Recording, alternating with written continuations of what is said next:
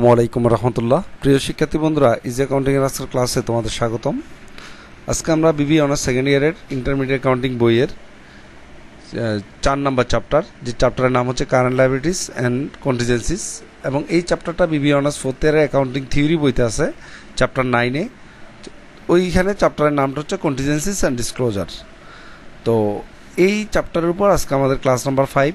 এই 5 নম্বর ক্লাসে আমরা একটা গুরুত্বপূর্ণ ম্যাথের কনসেপ্ট নিয়ে আসলাম। তো এই ম্যাথটা দেখলে আশা করি তোমাদের এই সমস্যাগুলো থাকবে না। তো চলো আমরা আমাদের ক্লাসটি শুরু করি।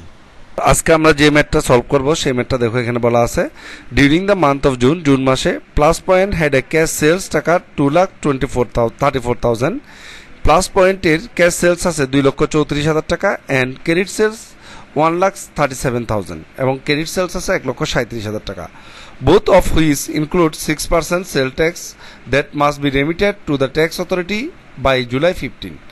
এই প্রত্যেকটা সেলসের মধ্যে 6% সেল ট্যাক্স অন্তর্ভুক্ত আছে এবং এই সেল ট্যাক্সগুলো ট্যাক্স অথরিটির কাছে জুলাইয়ের 15 তারিখের মধ্যে পরিশোধ করা হবে।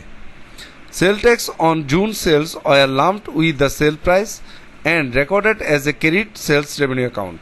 সেল ট্যাক্স এবং সেলস দুইটাকে একসাথে একত্রিত করে আমরা জাবেদা দিয়েছি সেলস রেভিনিউ অ্যাকাউন্টকে ক্রেডিট করে, অর্থাৎ এই সেলস এবং সেল ট্যাক্সকে সেলস রেভিনিউ অ্যাকাউন্টে ক্রেডিট করা হয়েছে। তার মানে এখানে এটা সেল ট্যাক্সটাকে আলাদা করে দেখানো হয় নাই, একসাথে সেলসের মধ্যেই সেলস এবং সেল ট্যাক্সটা অন্তর্ভুক্ত হয়ে গেছে। তো এখানে তারপর বলা আছে during the month of July মাসে plus point of a new cash register that rings of sales and 6% sale tax separately. জুলাই মাসে প্লাস পয়েন্ট নতুন একটা ক্যাশ রেজিস্টার নিয়ে আসছে, সেখানে সেলস এবং 6% সেল ট্যাক্সটাকে সে আলাদা করে ইনক্লুড করে, অর্থাৎ আগে একসাথে সেলস এবং সেল ট্যাক্সের জাবেদা দিত, এখন সেলস এবং সেল ট্যাক্সকে আলাদা করে দেয়।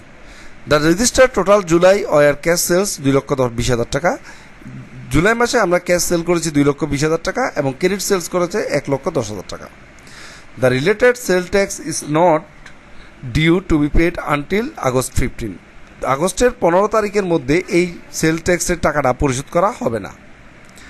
এখন আমাদের রিকোয়ারমেন্ট চাইছে prepare a journal entry to record the June sales at June 30, assuming the total sales for June are recorded at June 30, অর্থাৎ আমাদের জুনের 30 তারিখে সেলসের জাবেদা দিতে বলছে।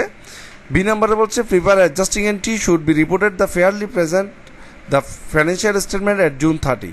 জুনের 30 তারিখে ফাইন্যান্সিয়াল স্টেটমেন্টের ন্যায্য সেলসটা উপস্থাপন করার জন্য আমাদের একটা অ্যাডজাস্টিং দিতে হবে। তাইলে এখন আমাদের ফেয়ারলি প্রেজেন্ট করতে গেলে ওই যে আমাদের সেলসের মধ্যে যে সেল ট্যাক্সটা ইনক্লুড করা হয়েছে ওটাকে বের করে আলাদা করে জাবেদা দিতে হবে। সি নম্বরে বলছে prepare the journal entry to record the remittance of the sales tax on July 12। জুলাই মাসের 12 তারিখে আমরা যে জুন মাসের সেল ট্যাক্সটা কালেক্ট করেছি সেটা রেমিটেন্স করে দিতে হবে, পরিশোধ করে দিতে হবে, সেটা জাবেদা দিতে হবে। এবং ডি নম্বরে বলছে জুলাই মাসের আমাদের যে সেলস সেটা জাবেদা দিতে হবে। তো এখন একটা জিনিস তোমাদেরকে আমি শেয়ার করবো, আগে প্রথমে একটা বেসিক কনসেপ্ট দিব, তারপর আমরা এই ম্যাথটা বোঝার চেষ্টা করব, তাহলে খুব সহজেই তুমি ম্যাথটা বুঝতে পারবা। একটা জিনিস মনে রাখবা, এরকম সেলস এবং সেল ট্যাক্স যদি একসাথে দেওয়া থাকে তাহলে আমাদেরকে দুইটা অ্যামাউন্ট আমরা যদি ফাইন্ড আউট করতে পারি আমরা খুব সহজে এই ম্যাথটা সলভ করতে পারি। একটা হচ্ছে নিট অ্যামাউন্ট, আরেকটা হচ্ছে গ্রস অ্যামাউন্ট। তো নিট অ্যামাউন্ট কখন বলা থাকবে, যখন দেখবা যে সেল ট্যাক্সটার পাশে বলা থাকবে for which plus to be charge, এগুলো লেখা থাকলে বুঝতে হবে এই অ্যামাউন্টটা হচ্ছে নিট অ্যামাউন্ট। এই নিট অ্যামাউন্ট থেকে তোমাকে আরেকটা অ্যামাউন্ট বের করতে হবে গ্রস অ্যামাউন্ট, অর্থাৎ সেল ট্যাক্স সহ। তো এটা কেমনে বের করবা, নিট অ্যামাউন্ট থাকলে তোমার যে সেলস থাকবে বা পার্সেস থাকবে তার সাথে ট্যাক্সের হারটা পার্সেন্ট করে যদি যোগ করে দাও তাহলে তুমি মোট অ্যামাউন্টটা পেয়ে যাবা, অর্থাৎ গ্রস অ্যামাউন্টটা পেয়ে যাবা।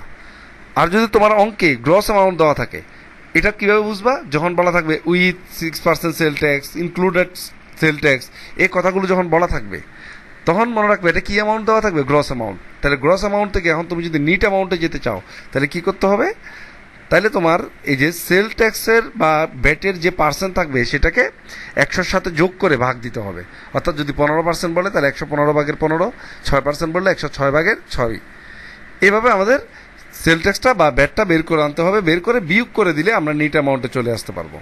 তোমরা আবার একটু ফলো আপ করো তোমরা যে ফ্লো চার্টটা, নিট অ্যামাউন্ট থেকে কীভাবে আমরা গ্রসে যাব আর গ্রস থাকলে কীভাবে আমরা সেলসে যাব। এরপর আমাদের মনে রাখতে হবে এই নিট অ্যামাউন্টটা কোথায় ইউজ হবে এবং গ্রস অ্যামাউন্টটা কোথায় ইউজ হবে। নিট অ্যামাউন্টটা ইউজ হবে হচ্ছে পার্সেস এবং সেলসের জন্য, আর গ্রস অ্যামাউন্টটা ইউজ হবে cash, account receivable, accounts payable, এগুলোর জন্য আমাদের কি ব্যবহার হবে, গ্রস অ্যামাউন্টটা। সবসময় মনে রাখবে gross amount cash, account receivable, payable এগুলোর জায়গায় বসবে, আর নিট অ্যামাউন্টটা পার্সেস এবং সেলসের জায়গায় বসবে, আর সেল ট্যাক্সের জায়গায় বসবে। এটা মনে রাখলে তোমরা খুব সহজ অঙ্কটা সলভ করতে পারবা। তাহলে এখন আমরা প্রথমে চলে যাই। এখানে দেখো আমাদের বলা হয়েছিল 2,34,000 টাকা আর 1,37,000 টাকা বিক্রয় করেছি। এখানে আমাদের ইনক্লুড সেল ট্যাক্স বলছে, include sell tax 6%, include sell tax বলছে, তার মানে এই যে টাকাটার মধ্যে 6% সেল ট্যাক্স অন্তর্ভুক্ত আছে, তার মানে এটা আছে আমাদের গ্রস অ্যামাউন্ট। এখন এই গ্রস অ্যামাউন্টটা মধ্যে কি আছে, 6% সেল ট্যাক্স আছে এবং সেলসও আছে। তাহলে এটাকে আমাদের সেল ট্যাক্সটা বের করতে গেলে কি করতে হবে, 106 দিয়ে 6 দিয়ে গুণ করতে হবে, তাহলে সেল ট্যাক্সটা আসবে। আর এরপর এখান থেকে যদি আমরা বিয়োগ করি তাহলে আমরা সেলসের টাকাটা পেয়ে যাব। কিন্তু আমাদের সমস্যা হচ্ছে আমরা গ্রস অ্যামাউন্ট সেল করে এটা আমরা একসাথে জাবেদা দিছি। এই যে বলছে sales were lumped with the sale price, sale প্রাইসটা একসাথে আমরা জাবেদা দিয়ে দিছি রেকর্ডেড সেলস রেভিনিউ নামে। তার মানে এখন আমরা প্রথমে এই সেলসটাকে সেলস রেভিনিউতে কনভার্ট করে জাবেদা দিয়ে দিব। প্রথম জাবেদা হবে ক্যাশ ডেবিট 2,34,000 টাকা, অ্যাকাউন্ট রিসিভেবল ডেবিট 1,37,000 টাকা, সেলস ক্রেডিট 3,71,000 টাকা। এটার কিন্তু মূলত সেলস ট্যাক্সটা এখানে আলাদা করে দেওয়ার দরকার ছিল, কিন্তু বইয়ে তারা যেভাবে আমাদেরকে এই ইনস্ট্রাকশন দিচ্ছে আমরা ওইভাবেই করতে হবে, এছাড়া কোনো উপায় নেই। এই জন্য আমরা সেলসের মধ্যেই পুরো টাকাটা দিয়ে দিছি। এবার রিকোয়ারমেন্ট বিতে যাই। বিতে বলছে আমরা যে ফেয়ারলি প্রেজেন্ট করতে হয় ফাইন্যান্সিয়াল স্টেটমেন্টে, এই জন্য অ্যাডজাস্টিং দিতে। তো ফেয়ারলি প্রেজেন্ট করতে গেলে দেখো এই সেলসের মধ্যে কিন্তু আমাদের সেল ট্যাক্সটা অন্তর্ভুক্ত আছে। তাহলে এখন এই সেলস থেকে যদি সেল ট্যাক্সটা না সরাই তাহলে কি আমরা সেলসটা ফেয়ারলি প্রেজেন্ট হবে, ন্যায্য সেলস কি ইনকাম স্টেটমেন্টে বসবে না। তাহলে এই জন্য আমরা এখন সেলসকে ডেবিট করে সেল ট্যাক্স পেয়েবলকে ক্রেডিট করে দিব। Sales debit, sale tax payable credit. কত টাকা, এই যে 3,71,000কে 106 দিয়ে 6 দিয়ে গুণ। কেন, ওই যে ইনক্লুড মোট টাকা দেওয়া আছে, এই জন্য আমরা মোট থেকে নিটে চলে যাব, এই জন্য সেল ট্যাক্সটা এই নিয়মে বের করতে হয়েছে। Sales debit, sale tax payable credit. আশা করি এটা তোমরা বুঝতে পারছো। আমরা সেলস থেকে সেল ট্যাক্সটাকে আলাদা করে নিয়েছি। সি নম্বরে বলছে আমাদের prepare a journal entries two record the remittance of sell tax July 12, জুলাই মাসের 12 তারিখে আমাদের সেলস ট্যাক্সটা গভর্নমেন্টকে পরিশোধ করে দিয়েছি। তাহলে এই সেল ট্যাক্সের টাকাটা যদি গভর্নমেন্টকে পরিশোধ করে দিই তখন যাবে হবে sale tax payable debit, cash credit. Sell tax payable debit, cash credit. যেই সেল ট্যাক্সটা আমরা একটু আগে কালেক্ট করেছি 21,000 টাকা, সেটা পে করে দিয়েছি। তাহলে এখানে আমাদের জাবেদাটা হয়ে গেল খুব সহজেই। এবার আমাদের ডি নাম্বার অর্থাৎ জুলাই মাসের সেলসের জাবেদা দিতে হবে।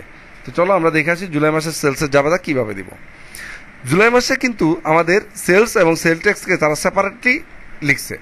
তাহলে এখানে সেলস অন্তর্ভুক্ত হয়েছে কত, ক্যাশ সেলস 2,20,000 টাকা, আর ক্রেডিট সেলস অন্তর্ভুক্ত হয়েছে 1,10,000 টাকা। এগুলোর মধ্যে কিন্তু সেলস ট্যাক্সটা অন্তর্ভুক্ত নাই। তাহলে এখানে আমাদের সেল ট্যাক্সটা কত সেটা বের করবো কিভাবে, যেহেতু এখানে সেল ট্যাক্সটা অন্তর্ভুক্ত নাই তাহলে এটা নেট অ্যামাউন্ট দেওয়া আছে, আর নেট অ্যামাউন্ট দেওয়া থাকলে আমাদের কি করতে হবে, সরাসরি পার্সেন্ট করে সেল ট্যাক্সটা বের করতে হবে। তাহলে আর এই নেট অ্যামাউন্টগুলো কোথায় বসবে, সেলসের ঘরে বসবে। এই জন্য আমরা প্রথমে জাবেদা দিব, জাবেদার মধ্যে আমরা সেলসের ঘরে এই অ্যামাউন্টগুলো লিখে দিতে পারি। 2,10,20 আর 1,10,000 যোগ করলে আসে 3,30,000 টাকা। এই 3,30,000 টাকার উপর যদি আমরা 6% করি তাহলে আমরা সেল ট্যাক্সটা পেয়ে যাব। সেল ট্যাক্স পেয়েবল হচ্ছে 6 লক্ষ টাকা, 19,800 টাকা। এখন আমাদের ক্যাশের করে কত বসবে আর অ্যাকাউন্ট রিসিভেবলে কত বসবে। দেখো ক্যাশে কত বসেছে আর অ্যাকাউন্ট রিসিভেবলে কত বসেছি। ক্যাশের এবং অ্যাকাউন্ট রিসিভেবলে তোমাদের একটু আগে আমি দেখাইছিলাম, ক্যাশ এবং অ্যাকাউন্ট রিসিভেবলে কিন্তু মোট টাকাটা বসে। মোট টাকাটা কিভাবে, নিট অ্যামাউন্টের সাথে ট্যাক্সটা যোগ করে তারপর গ্রস অ্যামাউন্ট করতে হয়, ওই গ্রস অ্যামাউন্টটা ক্যাশ বা অ্যাকাউন্ট রিসিভেবলে বসে। তাহলে এখন আমাদের এখানে যে নিট অ্যামাউন্ট যেটা আছে এটা তো 100% টাকা, তাই না। তাহলে এটার সাথে আরও 6% বাড়বে কি, সেল ট্যাক্স। তাহলে এই 106% করে ক্যাশের সেলসটাকে 106% করলে ক্যাশ সেলস এবং সেল ট্যাক্স দুইটা অন্তর্ভুক্ত হয়ে যাবে একসাথে। এই জন্য 2,20,000-এর উপর 106% করে 2,33,200, আর অ্যাকাউন্ট রিসিভেবল যেটা আছে 1,10,000 সেটার উপর আরও 6% বাড়াই দিয়ে 106% করে 1,16,600 টাকা বসায় দিতে পারবো আমরা। তো এইভাবে আমরা এই ম্যাথটা করতে পারি। তাহলে এখানে একটা জিনিস মনে রাখবো তোমরা, এখানে যেহেতু নিট অ্যামাউন্ট দেওয়া আছে এই জন্য নিট অ্যামাউন্টটা সেলসের করে বসছে, আর অ্যাকাউন্ট ক্যাশ এবং অ্যাকাউন্ট রিসিভেবল এগুলো গ্রস অ্যামাউন্ট বসাতে হবে। গ্রস অ্যামাউন্ট বসানোর জন্য আমাদের সেলস ট্যাক্সটা যোগ করে নিতে হবে। তোমরা যদি ফ্লোচার্টটা খাতায় এঁকে এই অঙ্কটা দেখো তাহলে খুব সহজে বুঝতে পারবো আশা করি। ধন্যবাদ সবাইকে আমাদের ক্লাস দেখার জন্য এবং আমাদের সাথে থাকার জন্য।